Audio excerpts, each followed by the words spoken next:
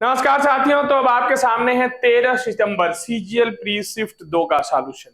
आइए पहला सवाल देखते हैं। बेहतरीन सा क्या कह रहा है। दो संकेंद्रीय वृत्तों में से बड़े वृत्त के जीवा की लंबाई, बस आपको डायग्राम बना लेना चाहिए था। देखिए इनके सेंटर सेम है, दो वृत्त हैं, ये बहुत ध्यान से समझिएगा। और बड़े वृत्त की जीवा 20 सेंटीमीटर है। देखिए अगर मैं यहां से सेंटर को मिला दूं तो ये स्मॉल आर हो गया और ये कैपिटल आर हो गया। ये 20 सेंटीमीटर है तो ये 10 सेंटीमीटर हो गया। यहाँ पाइथागोरस की वैल्यू हो गई आर स्क्वायर बराबर आर स्क्वायर प्लस 10 का स्क्वायर मतलब 100। तो R square minus R square की वैल्यू आ गई 100। हमें इसका एरिया निकालना था। ये जो वाला है इसका एरिया क्या होता है, pi capital R square minus small R square. ये वैल्यू पता है आपको, तो आंसर कितना आ जाएगा 100 पाई। पहला ऑप्शन सही था। ठीक है, ये तो पाई है। चलिए लेट ए प्लस बी बराबर 1 है, बहुत बढ़िया सा सवाल था। देखिए इनका एलसीएम ले लेते आप, तो एलसीएम क्या हो जाता, ए स्क्वायर बी स्क्वायर। यहां क्या बच जाता, बी स्क्वायर प्लस ए स्क्वायर प्लस 2ab। ये हो गया ए प्लस बी का होल स्क्वायर अपान ए स्क्वायर बी स्क्वायर, और ए प्लस बी की वैल्यू दे रखी थी। आंसर हो जाता 1 अपान ए स्क्वायर बी स्क्वायर। पहला ही ऑप्शन सही था, बस थोड़ा सा दिमाग लगाना था। बेलन का आयतन पूछा, ऊंचाई और व्यास बराबर है। आपको पता है बेलन का आयतन पाई आर स्क्वायर एच होता है, आर स्क्वायर एच। 4 का स्क्वायर गुणे 4 64 पाई। ऑप्शन नहीं है। What is the volume of a cubic unit of a cylinder with height equal to the diameter and radius is 4 centimetre.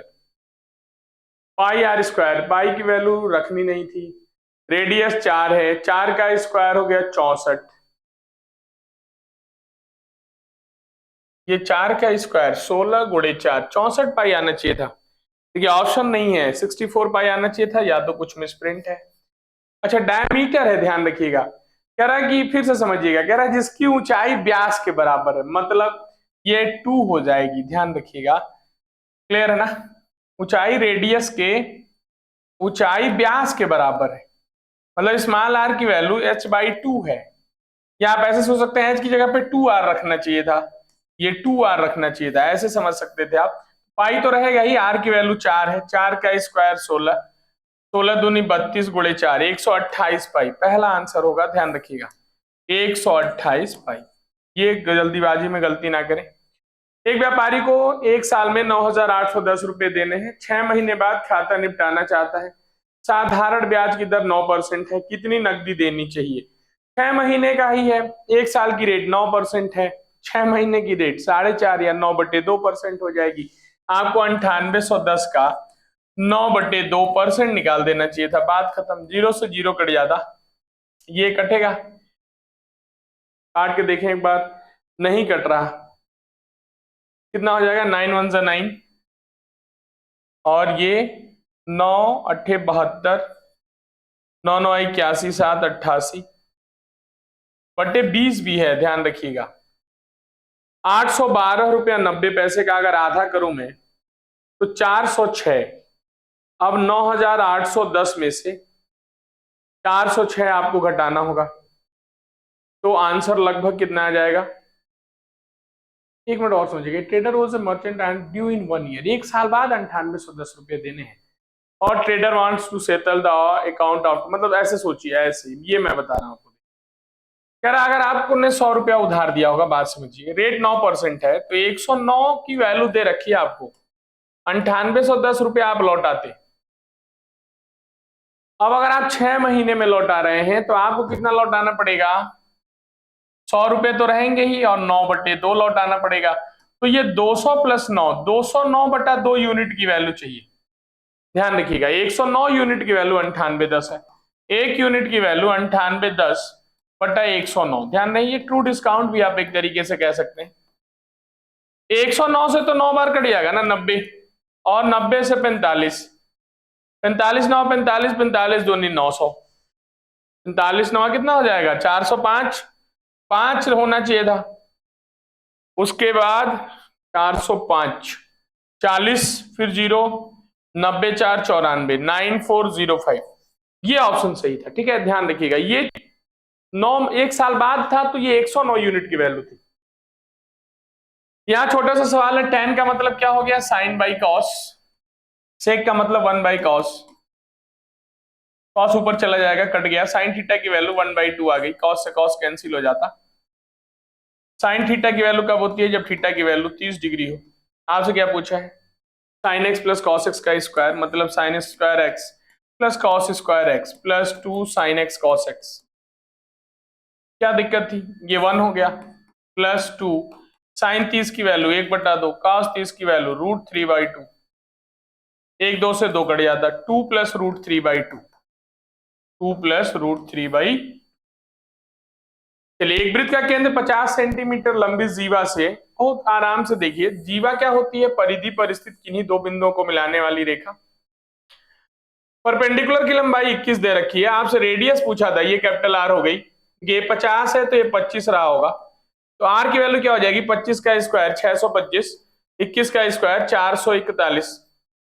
क्या यूनिट प्लेस पे 6 था कहीं? बिल्कुल था, √1066। ये 5 और 1 6 देखना चाहिए था आपको। कह रहा, देखिए वृत्त के काफी सवाल आए हैं। कह रहा वृत्त की त्रिज्या 8 सेंटीमीटर है, वृत्त के बाहर स्थित एक बिंदु के केंद्र से, पूरा डायग्राम बनाने की जरूरत थी नहीं, हालांकि मैं बना देता हूं। देखिए यहां से कोई एक खींचा गया है, ये रेडियस होती है, आपको पता है ये 90 डिग्री होता है, तो ये हाइपोटेनियस हो जाएगा। ये दूरी 17 दे रखी है आपको, रेडियस 8 है, तो आपको पता है ट्रिपलेट 15 सेंटीमीटर होगी, तो खींची गई स्पर्श रेखा की लंबाई 15 सेंटीमीटर। चलिए आइए अगला सवाल देखते हैं। काफी लोग, देखिए यहाँ इंटू भी है, ध्यान रखिएगा, 5a + 8b का। देखो अगर आप इसका स्क्वायर करोगे ना, ये ऊपर वाला भी आपको a² + b² - 2ab, वो प्लस में नहीं दिख रहा, माइनस में दिख रहा है। अब मैं आपको एक छोटा सा तरीका बताऊं, यहाँ a और b दोनों है ना, आप a और b की वैल्यू रख लो, a और b बराबर कर लो, कहने का मतलब, या वैल्यू 1 रख लो, सेटिस्फाई करा लेंगे। देखो अगर हम वैल्यू 1 रखते हैं तो आंसर हो जाएगा 25 - 10 - 48 बटा 5 + 6 11 गुणे 5 + 8 13। अब 48 10 58 में से 25 घटाएंगे, -33/11, तो मेरा आंसर -39 आना चाहिए था। कब? जब मैंने a = b = 1 रख दिया है। अब आंसर देख लेते हैं, माइनस में आना चाहिए। देखिए 25 - 64 -39 पहले में ही आ गया, बात खत्म। तो थोड़ा सा दिमाग लगाइए, क्यों आइडेंटिटी नहीं बैठ रही थी? ऐसा सवाल हर शिफ्ट में रिपीट हुआ है। tan मतलब क्या? sin a/cos। आप cos को इधर ले आते तो 7 tan a हो जाता, 7 गुणे 5/7 -3 अपान 7 गुणे 5/7 +3 और +4 भी है, ध्यान रखिएगा। 7 से ये 7 काट दें, काट दीजिए, 5 - 3 2 हो गया, ये 8 हो गया, 1/4 +4 4 1/4। ठीक है, ध्यान रखिएगा। ये तालिका है, कुछ है नहीं, अगर आपको दिख रहा हो तो मैं हल करा देता हूँ। कहा सभी चारों बल्लेबाजों द्वारा बनाए गए रनों कुल संख्या कितनी है? बताइए, जोड़ना था। 12 6 1820 8 2620 2670 6 33 70 है ऑप्शन में। 12 6 18 6 2470 8 3270 था। देखिए केवल जोड़ना था। ये सवाल थोड़ा सा ठीक है, देखिए कह रहा है 250 रुपए, यहां भी आप क्या लगा लेंगे? वही इज इक्वल टू 250 300, ये एक है, ये एक है, ये 2 है, ये हमें नहीं पता है। टोटल कितने हिस्से हो गए? 2 1 3 1 4, और इसकी वैल्यू है 350। 350 गुणे 4 1400 आना चाहिए था, ध्यान रखिएगा। 250 और 300 550 आ चुका है, तो इसमें किस संख्या का गुणा कर दें 1400 के बराबर हो जाए? उधर ले जाइए, 2x की वैल्यू आ जाएगी 850, तो x की वैल्यू आ गई 425 रुपए पर केजी। ऑप्शन सी सही था। ये बढ़िया सा सवाल है। साइन बी की वैल्यू दे रखी थी, गुणा कर लीजिए। देखिए cos b sec b मतलब 1/cos b, कैंसिल हो जाता 1 माइनस tan मतलब sin अपन cos, cos से cos कट जाता 1/ - sin b। केवल इतना ही करना था, परेशान नहीं है। 15 - 15 2/17, ठीक है ना।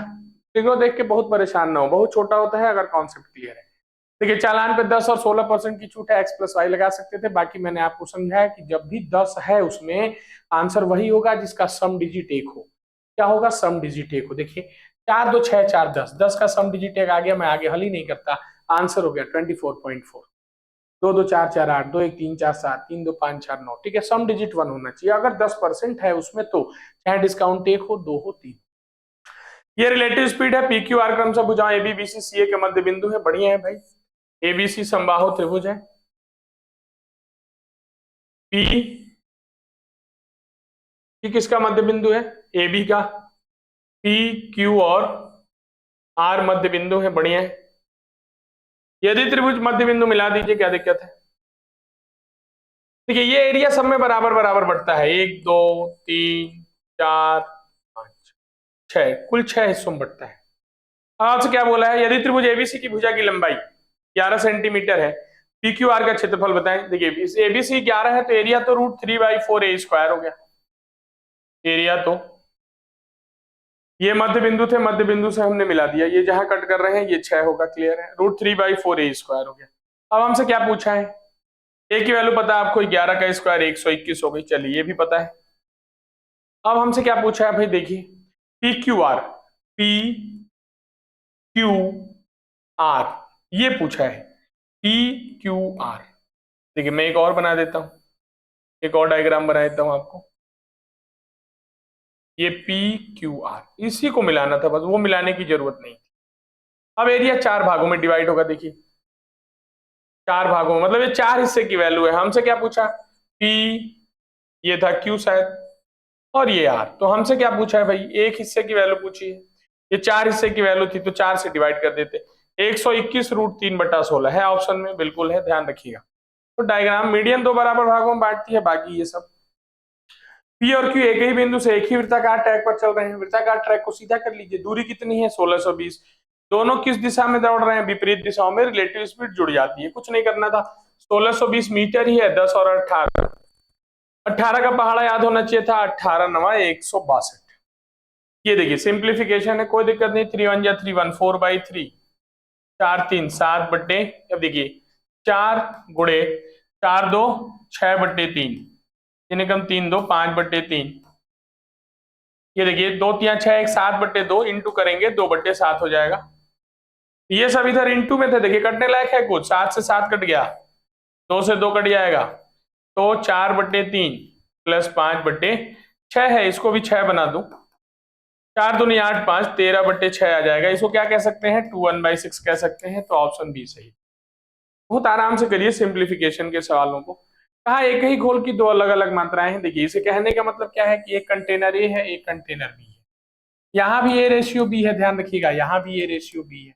अब यहाँ रेशियो क्या दे रखा है, ध्यान से समझिए कि 225 लीटर है और 441 लीटर भी है। देखिए 225 लीटर है, 441 लीटर क्या है, बी है।